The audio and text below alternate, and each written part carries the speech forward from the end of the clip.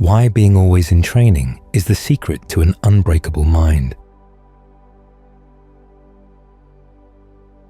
When I was on the plane recently, the person sitting next to me was watching a documentary on two boxers. They'd had a match between a challenger and a champion. The challenger was able to beat the champion, but it was a close match. Now the challenger was the new champion, and he spent all of his time celebrating, partying, having a good time, getting totally out of shape. At first, the former champ thought he would just retire from boxing, but then he saw that the new champ was out of shape, so he challenged him to a rematch. Because the new champ was so much out of shape, he lost the second match. The lesson, of course, is if you're a boxer, you always have to be in training, in shape to be prepared whenever a challenge comes up. Well, the same principle applies to being a meditator. When you're here at the monastery, you're on a retreat, you're in training.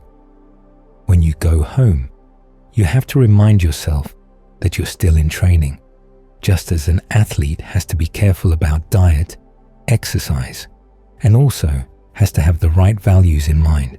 As meditators, when we're around daily life, we need to have both the right technique for reminding ourselves that we are in training and also the right values. The technique, of course, is the technique you learn with the breath meditation. When unpleasant feelings arise in the body or strange energies arise in the body based on greed, aversion, or delusion, you can breathe through them, just as you breathe through a painful or blocked sensation in the body as you're here meditating. It may be too much to be aware of the whole body as you're going through the day, but it is useful to do it when you can. Otherwise, try and have one spot in the body that's particularly sensitive, that reacts very quickly to changes in your mood, and focus your attention there. Always breathe in a way that keeps it open, relaxed, spacious, so that when something comes up and it constricts, you'll know immediately, and you'll have a technique for stopping it in its tracks. Just breathe right into it, breathe right through it. Otherwise, these emotions are going to hijack your breath, and then they'll have your mind hijacked as well. Your breath is held hostage, your body is held hostage, and the mind ends up paying the ransom. In other words, saying something really unskillful or doing something really unskillful and then regretting it later. So working with the breath here as you're meditating is a skill you should take with you as you go out into daily life. Whatever the chores may be, whatever your work may be, wherever you are, you need to have a sense that you're always in training. Like that story they tell of the swordmaster teaching a new student. The new student came, wanted to become a swordmaster too. So the swordmaster put the new student to work, carrying water, chopping wood, doing chores around the center, never once mentioning the word sword or master or fighting. The student was beginning to wonder if he was ever going to get to become a master or even to pick up a sword. But as the student was going through the day doing his chores, every now and then the master would attack him with a big stick, and the student had to get very wary. Finally, one day, as the student was carrying water, the master came up behind him and attacked him with a stick, but the student parried him right away. That's when the master said, "Okay, now you're ready to pick up a sword. You've got the right attitude, a sense of wariness, a sense of heedfulness, as we would say, something you've got to carry through the day." And that's a matter not just of technique, but of values. We'd like to believe that we live in a nice, interconnected world, where the welfare of one member of the interconnected system depends on the welfare of everybody else. But interconnections don't work like that. The Buddha's image for interconnection is feeding. Those who are fed feed on other ones who are sacrificed for those who feed. So we're in a dangerous situation. We can't rest blissfully ignorant and confident there's somebody in charge. or somehow it'll all work out, or that we're all basically good deep down inside. The Buddha said that the human mind is very unreliable, very quick to change. That applies to minds outside and to your mind as well. So you have to have a couple of ways of reminding yourself of the need for heedfulness. And heedfulness is what? The realization that there are dangers, but that they can be avoided by the way you act. If they couldn't be avoided, there'd be no need for heedfulness. You just simply have to accept the dangers. If there were no dangers at all, you wouldn't have to be heedful. But there are dangers. It's obvious. But they can be avoided. This places a lot of importance on how you act, the choices you make as you go through the day. And there are 4 reflections that help with this. They're called the guardian meditations. They're often recommended as ways of getting the mind into shape, so it's ready to sit down and meditate. But they're also good things simply to contemplate, to think about, to make sure that your values are right as you go through the day.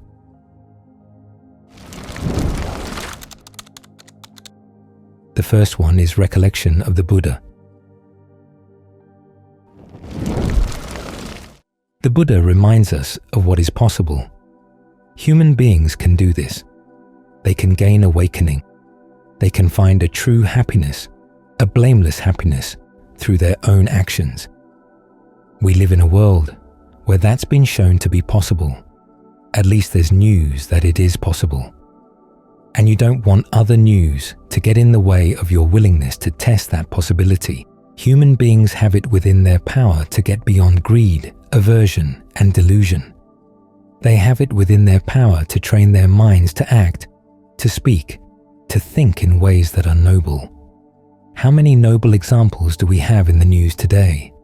Very, very few. Most of the examples seem to be going in the other direction. So you don't want to have that kind of news become the example for your life. This is why it's good to read about the Buddha, about his life, about the way he taught, about how he gained awakening, and ask yourself where you can emulate him, what it would be like to take his example seriously, to take refuge in his example, confident that it is a good example, worthy of emulation. Just as he had to give up a lot of things for the sake of awakening, you may have to give up a lot of things too, but it's worth it. We tend to think of renunciation as deprivation, but actually it's a trade, and it's a trade up. We're trading for something better. We're trading candy for gold. So that's one contemplation that helps keep your values straight, focuses on the importance of your actions, and gives you a sense of how far human action can go, how noble it can be, so that you can inspire yourself and try to push yourself a little bit farther than you might normally want to, and that you can make choices that make you noble. And they're worth it. That's the first guardian meditation, recollection of the Buddha.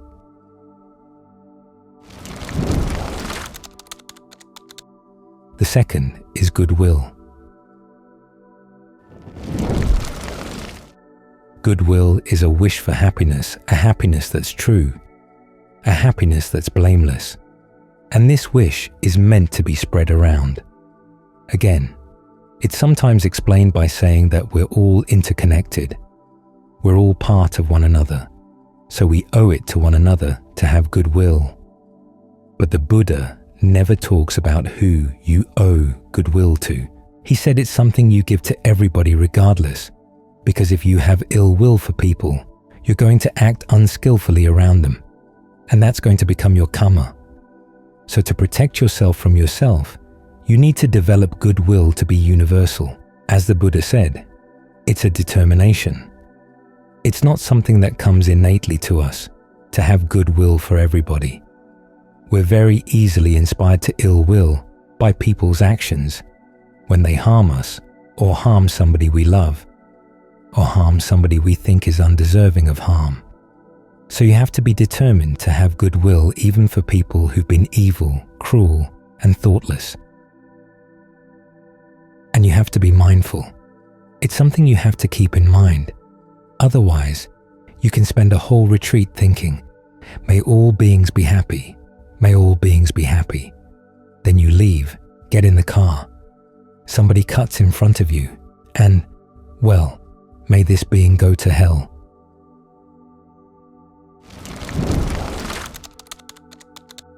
You have to keep in mind, all beings. You want to act in a way that's conducive to their well-being, conducive to their true happiness. It doesn't mean you go around pleasing people. There were a lot of people the Buddha displeased, but he never had ill will for anybody. He said there were times when you have to do displeasing things in the same way that if a child has taken something sharp into his mouth, you've got to do what you can to get the sharp object out, even if it means drawing blood, because otherwise the child will swallow the object and then he'll be in even worse shape. So goodwill means acting in ways that are not detrimental to anybody's genuine happiness. That, too, is a reflection that focuses on the importance of your actions and on what's needed to make sure that your actions are skillful. The third reflection is on the unattractiveness of the body. There are a lot of people who don't like this reflection. They say they have a negative body image already. This makes it even more so. But you have to distinguish between an unhealthy negative and a healthy negative. Just as you have to distinguish between an unhealthy positive body image and a healthy positive body image. An unhealthy negative body image is that you think your body is miserable and other people have beautiful bodies. The healthy attitude is that all of us, regardless, have a lot of really unattractive things inside. So there's no reason to feel that you're either a better person or a worse person based on your outside appearance. This way, the various defilements that would come about are being nurtured by too strong an attachment to the body, have less and less to hold on to. That's because this kind of reflection is not just an antidote to lust. It's also an antidote to pride around the body, an antidote to states of mind where you've made the mind a slave to the needs of the body. So many of the things we have to do as we go through the day are based on having to provide for the body. And so much of the goodness that the mind could do gets sacrificed for that. We have to realize that our values are backwards. It's the mind that's more important, and the body has to be there in service of the mind. This is where we get into the issue of the healthy, positive, and unhealthy positive body image. An unhealthy positive image is that you're better looking than others, and you can use your good looks to get away with things, to have advantages that other people might not have. That builds up a lot of pride, the kind of pride that goes before a fall, because after all, the nature of the body is that as it gets older, it gets less attractive. And if your identity is built around your positive body image, you're going to have a lot of trouble. In the meantime, you're going to be subject to all kinds of people who are attracted to your body, who have designs on your body that are not really good for you. That's an unhealthy positive body image. A healthy positive body image is that there's a lot you can do with the body in terms of being generous, of being virtuous, of taking it as an object of your meditation. Your body has its good side, its useful side, so that you can develop skillful qualities in the mind. So here again, contemplation of the unattractiveness of the body comes down to reminding you of what is important to do and say and think, to give you some proper sense of priorities. The final guardian meditation is mindfulness of death, which is not meant to be morbid. It's meant to be a spur to action because we don't know when death is going to come. And when death comes, we don't know where we're going. What we do know is what we have right now, an opportunity to practice. So with each breath, we should make the most of that opportunity. The Buddha once said to some monks that they should reflect often on death. And different monks were saying, "Well, I already do that."